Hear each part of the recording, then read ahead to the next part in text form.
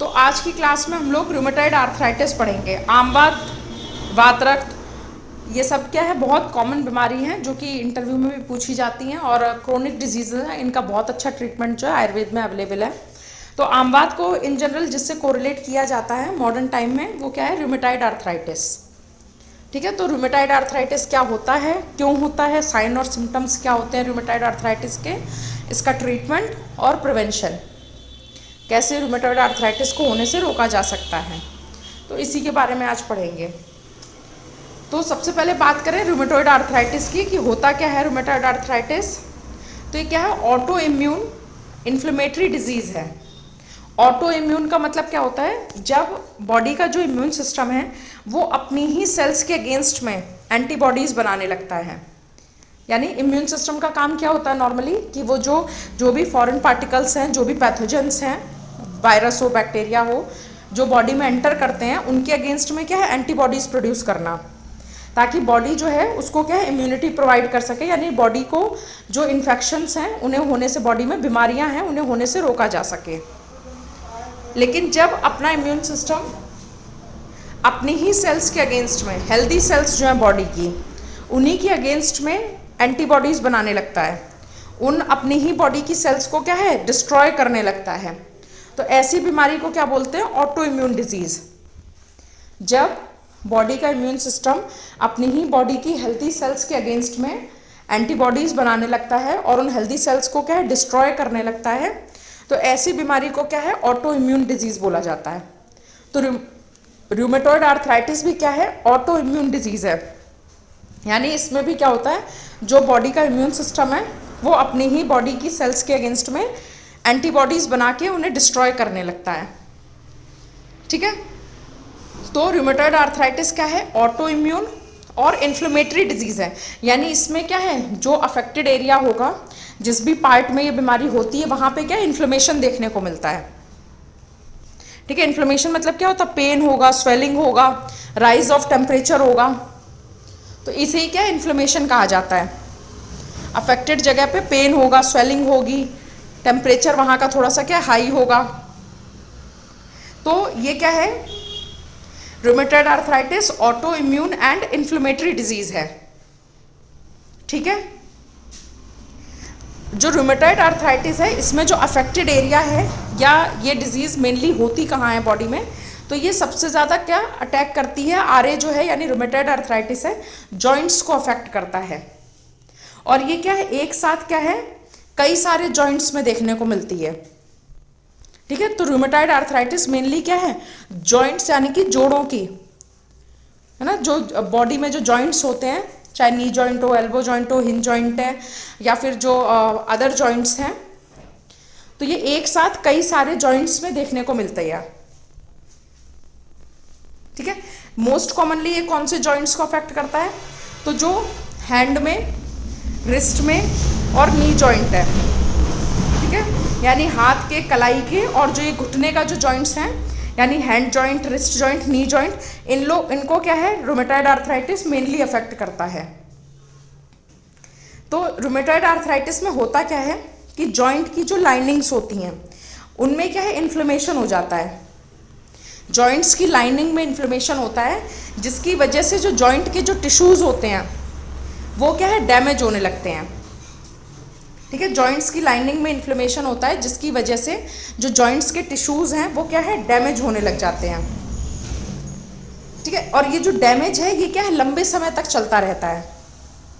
ये डैमेज लंबे ड्यूरेशन के लिए, लॉन्ग ड्यूरेशन के लिए चलता रहता है, जिसकी वजह से क्या है, क्रोनिक पेन होता है। ठीक है, अनस्टेडीनेस यानी कि क्या, बैलेंस, मतलब चलने फिरने में या बैलेंस बनाने में, चीज़ पकड़ने में क्या है, दिक्कत होने लगती है। और ज़्यादा लंबे समय तक रहता है तो क्या, डिफॉर्मिटी भी हो जाती है। यानी उस जॉइंट्स में क्या है, एक परमानेंट क्या है, डिफॉर्मिटी हो जाती है।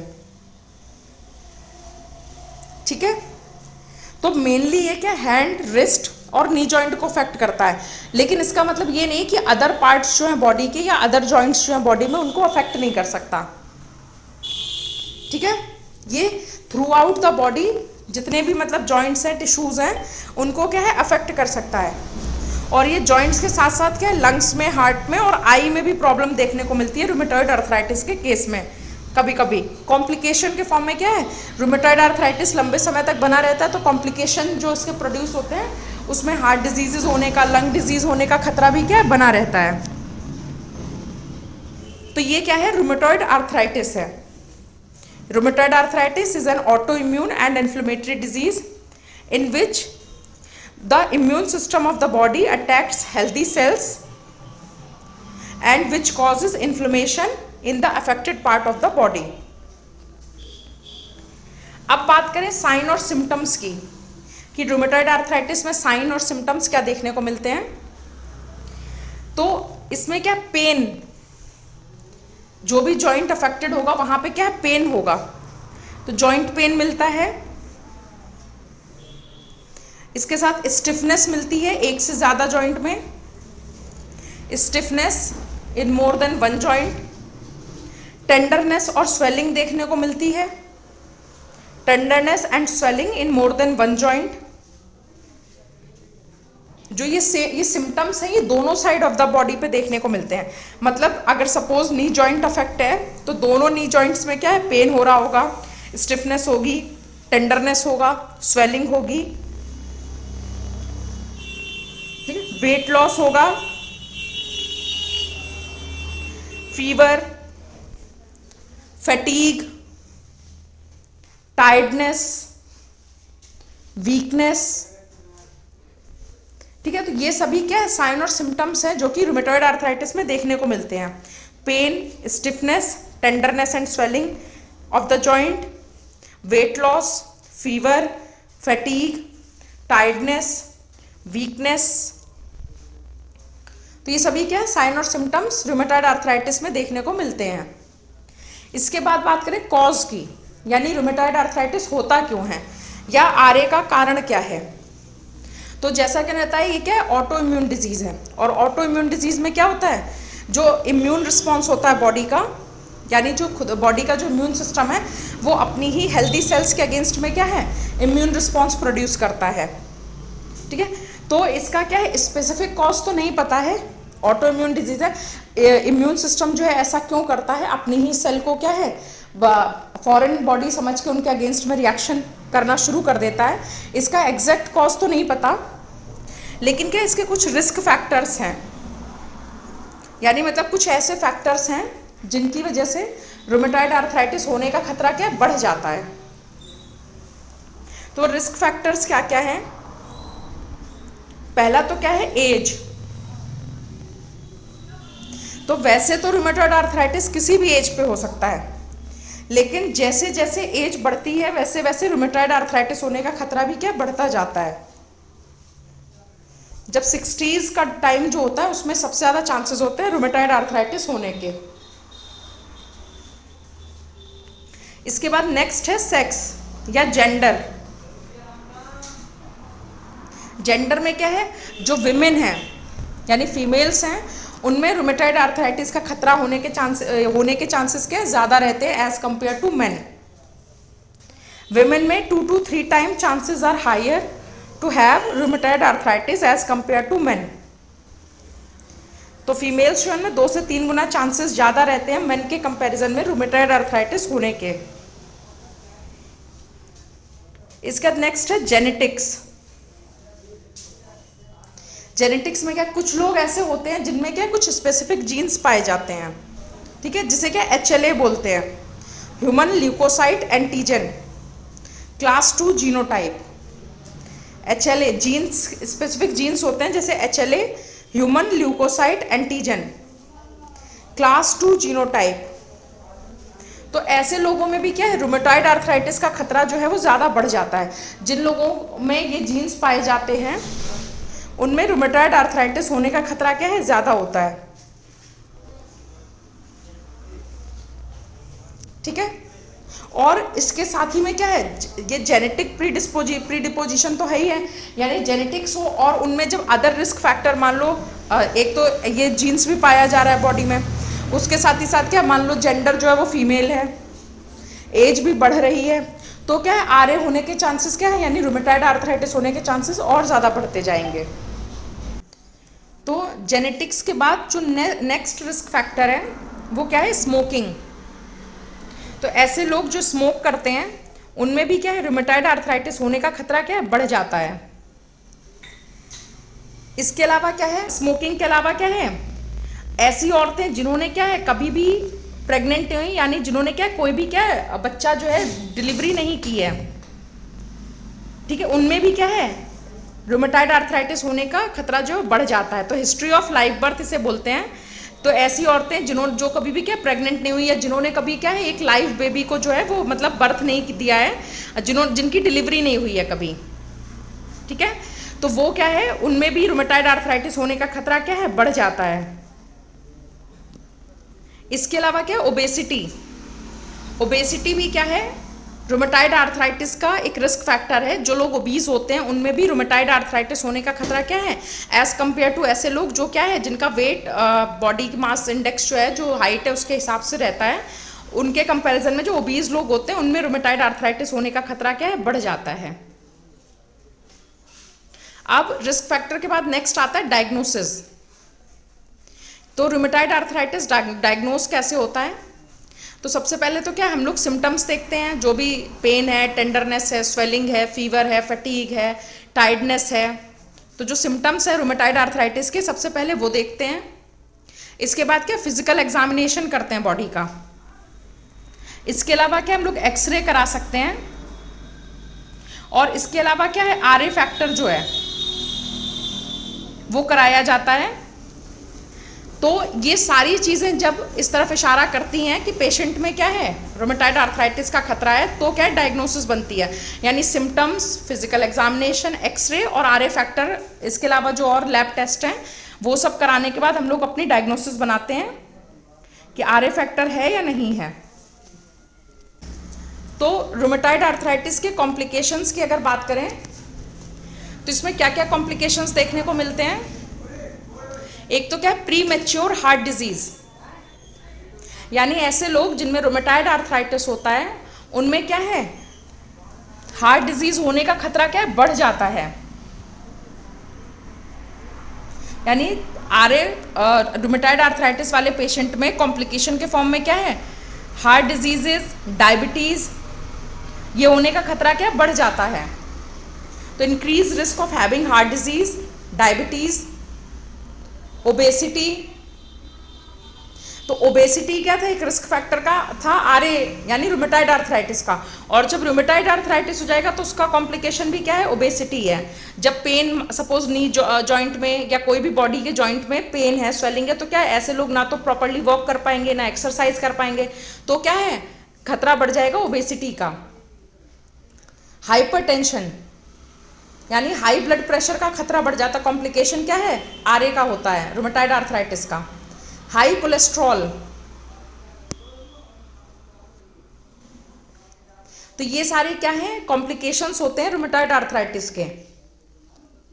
Premature heart diseases, diabetes, obesity, high blood pressure, high cholesterol, ठीक है, ये क्या है कॉम्प्लिकेशंस हैं रूमेटॉइड आर्थराइटिस के। इसके बाद अगर बात करें कि रूमेटॉइड आर्थराइटिस को कैसे मैनेज किया जा सकता है, तो इसके लिए क्या है सबसे पहले क्या फिजिकल एक्टिविटी को बढ़ाना। फिजिकल एक्टिविटी आजकल की जितनी भी जो लाइफस्टाइल से रिलेटेड डिजीजेज हैं, लाइफस्टाइल डिसऑर्डर्स हैं, चाहे वो डायबिटीज़ हो, हाइपरटेंशन हो, ओबेसिटी हो, रूमेटॉइड आर्थराइटिस हो, कुछ भी हो, तो इनका one of the main cause क्या है, जो हमारी सीडेंटरी लाइफस्टाइल है। तो सबसे पहले इन सबके ट्रीटमेंट या मैनेजमेंट में या प्रिवेंशन में क्या चीज़ इंपॉर्टेंट है, फिजिकल एक्टिविटी को अपनी डे टू डे लाइफ में इंक्रीज करना। फिजिकल एक्टिविटी बढ़ाने के लिए वॉक कर सकते हैं, स्विमिंग कर सकते हैं, बाइकिंग कर सकते हैं यानी साइकिलिंग कर सकते हैं, जॉगिंग कर सकते हैं, रनिंग कर सकते हैं, योगा कर सकते हैं, एक्सरसाइज कर सकते हैं। जिस भी चीज़ में पेशेंट कंफर्टेबल हो उस तरीके से क्या फिजिकल एक्टिविटी को बढ़ाया जा सकता है।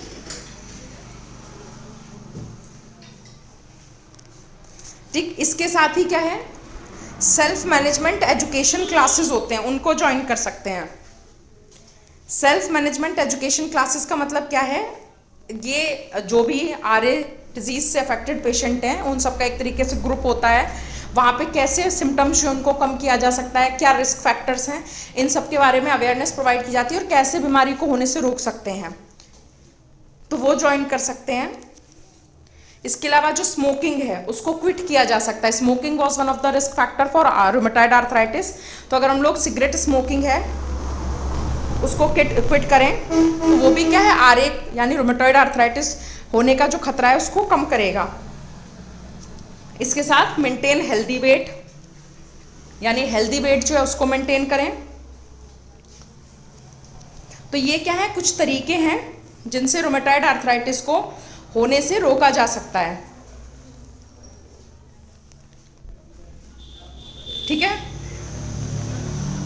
जो कॉम्प्लिकेशंस हैं उनमें कुछ और कॉम्प्लिकेशंस जो हैं रूमेटॉइड आर्थराइटिस के वो ऐड कर सकते हैं। जैसे रूमेटॉइड आर्थराइटिस की वजह से ओस्टियोपोरोसिस होने का खतरा बढ़ जाता है। ओस्टियोपोरोसिस, रूमेटॉइड नोड्यूल्स,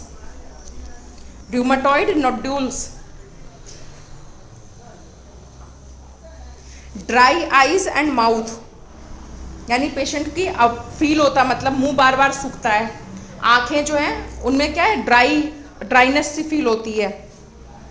इन्फेक्शंस का खतरा भी बढ़ जाता है बॉडी में। कार्पल टनल सिंड्रोम,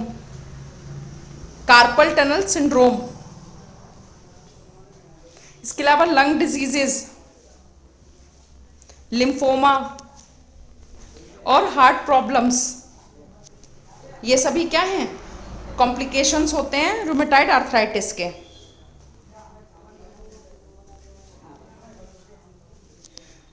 तो ये क्या था, रूमेटॉइड आर्थराइटिस के बारे में था। अगर ट्रीटमेंट की बात करें तो हम लोग आम बात में क्या है, एरंड तेल है, आंबा तरी रस है, योगराज गुग्गुल है, सिंहनाथ गुग्गुल है।